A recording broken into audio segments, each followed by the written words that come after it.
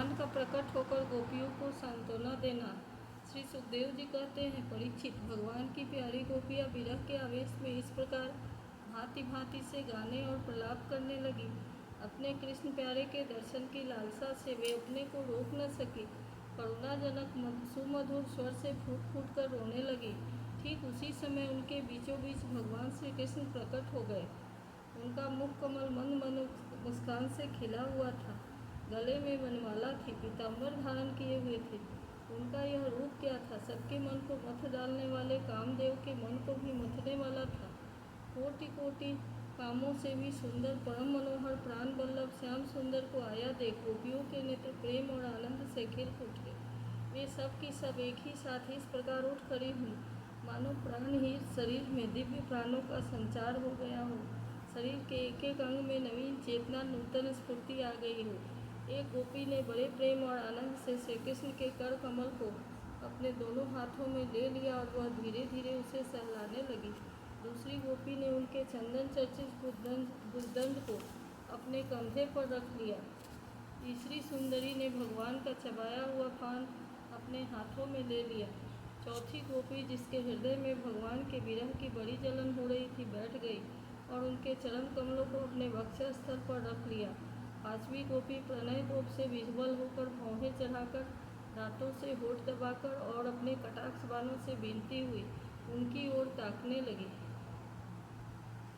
छठी गोपी अपने निर्निमेष नयनों से उनके मुख कमल का मकरंद रस पान करने लगी। परंतु जैसे संत पुरुष भगवान के चरणों के दर्शन से कभी तृप्त नहीं होते, वैसे ही वह उनकी मुख माधुरी का निरंतर पान करते रहने पर भी तृप्त नहीं होती थी। सातवीं गोपी नेत्रों के मार्ग से भगवान को अपने हृदय में ले गई और फिर उसने आंखें बंद कर ली। अब मन ही मन भगवान का आलिंगन करने से उसका शरीर पुलकित हो गया, रोम रोम खिल उठा और वह सिद्ध जोगियों के समान परमानंद में मग्न हो गई।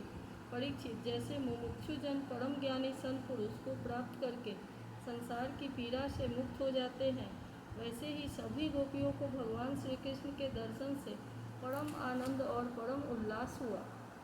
उनके विरह के कारण गोपियों का जो दुख हुआ था, उससे वे मुक्त हो गईं और शांति के समुद्र में डूबने उतराने लगी। परीक्षित, यो तो भगवान श्री कृष्ण अच्युत एवं एकरस है।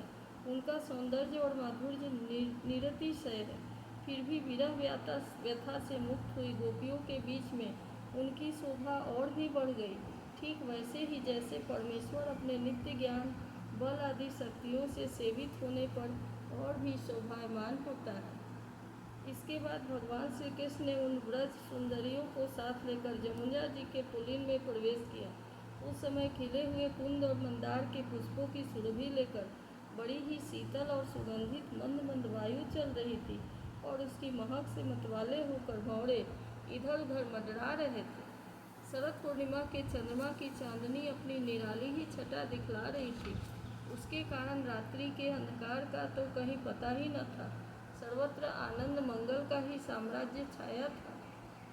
वह पुलिन क्या था? जमुना जी ने स्वयं अपनी लहरों के हाथों भगवान के लीला के लिए सुकोमल बालुका का रंगमंच बना रखा था। परीक्षित, भगवान श्री कृष्ण के दर्शन से गोपियों के हृदय में इतने आनंद और इतने रस का उल्लास हुआ कि उनके हृदय की सारी आधी व्याधि मिट गई।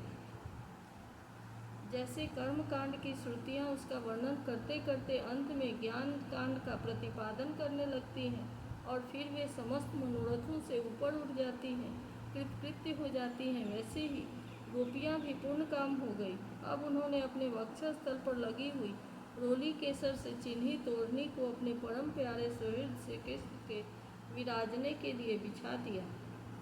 बड़े बड़े जोगेश्वर अपने जोग साधन से पवित्र किए हुए हृदय में जिनके लिए आसन की कल्पना करते रहते हैं, परंतु फिर भी अपने हृदय सिंहासन पर बिठा नहीं पाते, वही सर्वशक्तिमान भगवान जमुना जी की रेती में गोपियों की ओढ़नी पर बैठ गए।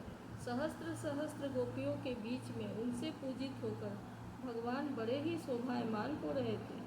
परीक्षित, तीनों लोकों में, तीनों कालों में जितना भी सौंदर्य प्रकाशित होता है, वह सब तो भगवान के बिंदु मात्र सौंदर्य का आभास पर है।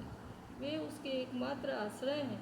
भगवान श्री कृष्ण अपने इस अलौकिक सौंदर्य के द्वारा उनके प्रेम और आकांक्षा को और ही उभार रहे थे। गोपियों ने अपनी मंद मंद मुस्कान, विलासपूर्ण चितवन और तिरछी बाहों से उनका सम्मान किया। किसी ने उनके चरणों कमल को अपनी गोद में रख लिया तो किसी ने उनके कर कमलों के। वे उनके संस्पर्श का आनंद लेती हुई कभी कभी कह उठती थी, कितना सुकुमार है, कितना मधुर है। इसके बाद श्री कृष्ण के छिप जाने से मन ही मन तनिक रूठ कर उनके मुंह से उनका द्वेष स्वीकार कराने के लिए वे कहने लगी। गोपियों ने कहा, नटनागर, कुछ लोग तो ऐसे होते हैं जो प्रेम करने वालों से ही प्रेम करते हैं और कुछ लोग प्रेम न करने वालों से भी प्रेम करते हैं, परंतु कोई कोई दोनों से ही प्रेम नहीं करते। प्यारे, इन तीनों में तुम्हें कौन सा अच्छा लगता है? भगवान श्री कृष्ण ने कहा, मेरी प्रिय सखियों, जो प्रेम करने पर भी प्रेम करते हैं उनका तो सारा उद्योग स्वार्थ को लेकर है, लेन देन मात्र है, न तो उसमें सौहार्द है और न धर्म। उनका प्रेम केवल स्वार्थ के लिए ही है, इसके अतिरिक्त उनका और कोई प्रयोजन नहीं है। सुंदरियों, जो लोग प्रेम न करने वालों से भी प्रेम करते हैं, जैसे स्वभाव से ही करुणाशील सज्जन और माता पिता, उनका हृदय सौहार्द से, हितैषिता से भरा रहता है और सच पूछो तो उनके व्यवहार में निश्चल सत्य एवं पूर्ण धर्म भी है। कुछ लोग ऐसे होते हैं जो प्रेम करने वालों से भी प्रेम नहीं करते, न प्रेम करने वालों का तो उनके सामने कोई प्रश्न ही नहीं। ऐसे लोग चार प्रकार के होते हैं। एक तो वे जो अपने स्वरूप में ही मस्त रहते हैं, जिनकी दृष्टि में कभी द्वैत भासता ही नहीं। दूसरे वे जिन्हें द्वैत तो भासता है परंतु कृतकृत्य हो चुके हैं, उनका किसी से कोई प्रयोजन नहीं। तीसरे वे हैं जो जानते ही नहीं कि हमसे कौन प्रेम करता है। और चौथे वे हैं जो जानबूझकर अपना हित करने वाले परोपकारी गुरुतुल्य लोगों से भी द्रोह करते हैं, उनको सताना चाहते हैं। गोपियों, मैं तो प्रेम करने वाला से भी प्रेम का जैसा व्यवहार नहीं करता जैसा करना चाहिए। मैं केवल ऐसा इसलिए करता हूँ कि उनकी चित्तवृत्ति और मुझ में ही लगे, निरंतर लगी रहे। जैसे निर्धन पुरुष को कभी कभी बहुत सा धन मिल जाए और फिर खो जाए तो उसका हृदय खोए हुए धन की चिंता से भर जाता है, वैसे ही मैं भी मिल मिल कर छिप छिप जाता हूँ। गोपियों, इसमें संदेह नहीं कि तुम लोगों ने मेरे लिए लोक मर्यादा, वेद मार्ग और अपने सगे संबंधियों को छोड़ दिया है। ऐसी स्थिति में तुम्हारी मनोवृत्ति और कहीं न जाए, अपने सौंदर्य और सुहाग की चिंता न करे, मुझ में ही लगी रहे। इसलिए परोक्ष रूप से तुम लोगों से प्रेम करता हुआ ही मैं छिप गया था। इसलिए तुम मेरे प्रेम में दोष मत निकालो। तुम सब मेरी प्यारी हो और मैं तुम्हारा प्यारा हूँ। मेरी प्यारी गोपियों, तुमने मेरे लिए घर गृहस्थी के उन बेड़ियों को तोड़ डाला है जिन्हें बड़े बड़े जोगी जति भी नहीं तोड़ पाते। मुझसे तुम्हारा यह मिलन, यह आत्मिक संयोग सर्वथा निर्मल और सर्वथा निर्दोष है। यदि मैं अमर शरीर से, अमर जीवन से अत्यंत काल तक तुम्हारे प्रेम, सेवा और त्याग का बदला चुकाना चाहूँ तो भी नहीं चुका सकता। मैं जन्म जन्म के लिए तुम्हारा ऋणी हूँ। तुम अपने सौम्य स्वभाव से, प्रेम से मुझसे ऋण कर सकती हो, परंतु मैं तो तुम्हारा ऋणी ही हूँ। इति श्रीमद् भागवत महापुराणे पारमहंस्यां संहितायां दशम स्कंधे पूर्वार्धे रासक्रीडायां गोपी सात्वना नाम द्वात्रिंशोऽध्यायः।